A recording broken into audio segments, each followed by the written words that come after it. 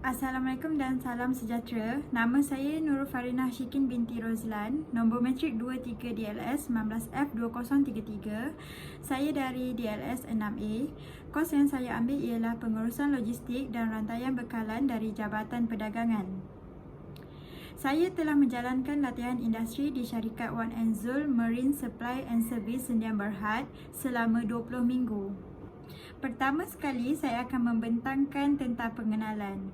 Latihan industri ini ialah penempatan pelajar di sebuah organisasi bagi menjalani latihan industri mengikut bidang yang diambil oleh pelajar sebelum dianugerahkan sijil diploma atau ijazah sarjana muda. Saya akan menerangkan tentang objektif dan kepentingan latihan industri. Pertama sekali, latihan industri ini membolehkan menambah ilmu pengetahuan dan pemahaman pelajar tentang dalam bidang yang mereka ambil. Contohnya, pelajar dapat tahu tentang aktiviti dan proses di dalam gudang. Kedua, latihan industri juga mahu memupuk sifat pelajar seperti amanah, bertanggungjawab dan berdisiplin dalam melaksanakan tugas. Contohnya, pelajar berdisiplin tentang kehadiran mereka ke tempat kerja dan amanah dalam melakukan sesuatu tugasan. Ketiga, latihan industri ini juga memberi peluang kepada pelajar untuk mendapat pengalaman dalam bidang pekerjaan. Pelajar akan lebih senang mencari kerja apabila mempunyai pengalaman. Kepentingan latihan industri kepada pelajar ialah untuk mendedahkan kepada pelajar suasana kerja yang sebenar sebelum melangkah ke dalam alam pekerjaan. Ini dapat membina potensi diri pelajar dan memberi semangat kepada pelajar untuk meneruskan pengajian sehingga tamat.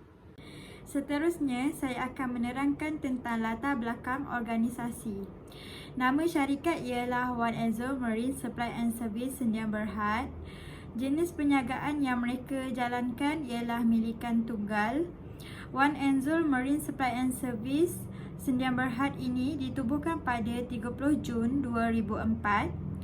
Mereka menjalankan aktiviti import dan ekspor barangan. Mereka juga menjalankan penjualan barang di platform Shopee seperti barang-barang perkakas dapur. Syarikat ini berjaya menyebarkan operasinya ke Melaka, Johor, Perlis dan KLA dengan menubuhkan cawangan di pelabuhan utama ini. Mereka ini juga membantu pelanggan untuk mengekalkan kualiti dan keberkesanan kos pengangkutan, pengedaran, perancangan dan pengurusan. Syarikat Wan Enzul Marine Supply and Service Sdn Bhd ini adalah ejen pemanju lesen yang diluluskan oleh Royal Custom Malaysia. Mereka mempunyai visi dan misi. Visi mereka ialah menjadi peneraju pasaran, penyatuan barangan antarabangsa dalam negeri. Misi mereka pula ialah untuk menawarkan perkhidmatan barang bergerak dengan secara realiti dan istimewa terus kepada pelanggan. Seterusnya, saya akan menerangkan tentang laporan teknikal. Pertama ialah pengurusan stok. Pengurusan stok ini ialah untuk mengenal pasti jumlah barang, jenis barang dan warna barang yang ada di rak di dalam gudang. Sebelum kami mengenal pasti jumlah barang, jenis barang dan warna barang ini, kami membuat proses sorting seperti mengasingkan barang yang baik dan barang yang reject. Selain itu, pelajar menyusun dan memeriksa barang serta meletakkan barang di tempat yang ditetapkan di rak di dalam gudang. Dalam pengurusan stok, termasuklah aktiviti inbound dan outbound. Saya akan menjelaskan tentang aktiviti inbound dan outbound yang dilakukan di dalam syarikat ini. Aktiviti inbound yang dilakukan oleh syarikat ialah proses untuk memasukkan barang dari lori kontena yang membawa barang dan membawa masuk ke dalam gudang. Pelajar akan mengira stok barang sampai dan memastikan barang cukup dengan kuantiti yang diorder oleh syarikat. Seterusnya, pelajar perlu membuat proses sorting barang untuk mengasingkan barang yang elok dan barang yang reject. Barang yang reject seperti ada cala di permukaan barang ataupun kemek di penutup barang. Unbound pula adalah mengendalikan proses akhir barang-barang untuk penghantaran barang. Pelajar akan mengukur saiz barang dan menimbang berat barang sebelum membuat penghantaran sebelum dimasukkan ke dalam lori. Kedua ialah penyediaan komputer. Komputer sangat penting untuk semua syarikat kerana untuk membuat kerja-kerja melibatkan dokumen-dokumen penting yang diperlukan oleh syarikat.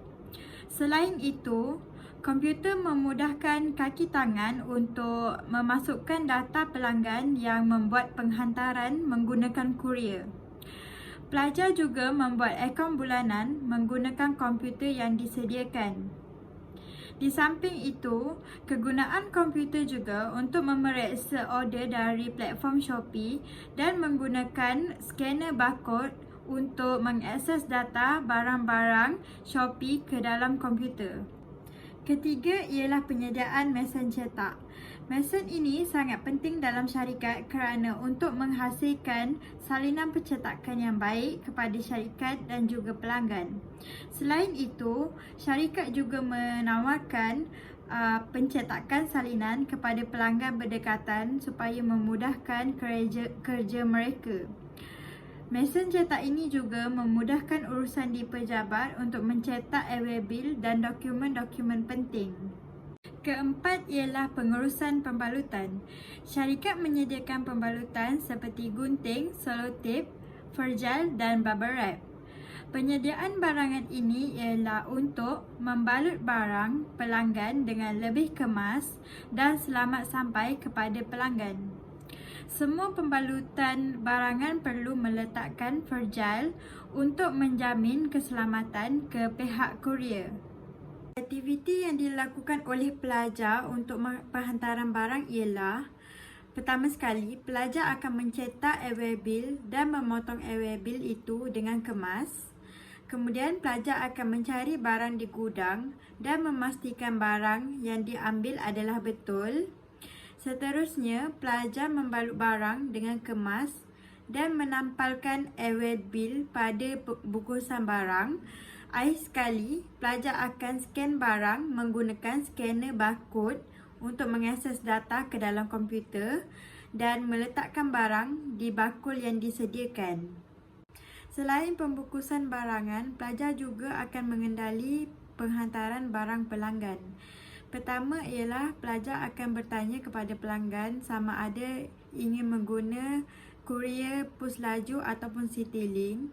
Kemudian, pelajar akan memasukkan alamat pelanggan ke dalam sistem yang akan dipos. Ketiga, pelajar akan menimbang berat barang dan mengukur saiz barang pelanggan. Keempat, pelajar akan memberitahu harga kepada pelanggan. Kelima, pelajar akan mencetak e-bil dan memberikan kepada pelanggan tersebut. Kelima ialah penggunaan troli. Troli ini digunakan untuk membawa barang-barang untuk memudahkan proses penghantaran barang ke gudang. Troli ini memudahkan kaki tangan untuk membawa barang secara banyak dan membawa barang-barang berat. Seterusnya ialah kesimpulan. Kesimpulannya ialah latihan industri ini memberi peluang kepada pelajar supaya dapat mengenal pasti dan menangani masalah-masalah yang berlaku dalam situasi pekerjaan semasa menjalani latihan industri. Selain itu, latihan industri ini juga dapat melatih diri pelajar untuk sentiasa menepati masa dan bertanggungjawab. Pelajar juga dapat melatih diri supaya menjadi seorang yang berdisiplin dalam melakukan apa jua tugasan. Seterusnya, saya akan menerangkan tentang komen dan cadangan. Pertama, saya akan menerangkan tentang cadangan untuk pihak syarikat. Syarikat mungkin boleh menambah bilangan pekerja untuk menyiapkan sesuatu kerja atau tugasan dengan lebih pantas. Selain itu, syarikat perlu memberi tugasan yang sesuai dengan bidang yang diambil oleh setiap pelajar. Syarikat juga boleh menyediakan gudang yang lebih besar supaya memudahkan aktiviti inventory dengan memberi keseleksaan kepada kaki tangan syarikat. Seterusnya, cadangan untuk pihak politeknik. Pihak politeknik perlu memberi penerangan yang lebih awal dan jelas kepada setiap pelajar yang menjalani latihan industri. Pihak politeknik juga perlu mengambil berat terhadap pelajar yang mengalami masalah di tempat latihan industri. Itu sahaja daripada saya. Sekian, terima kasih.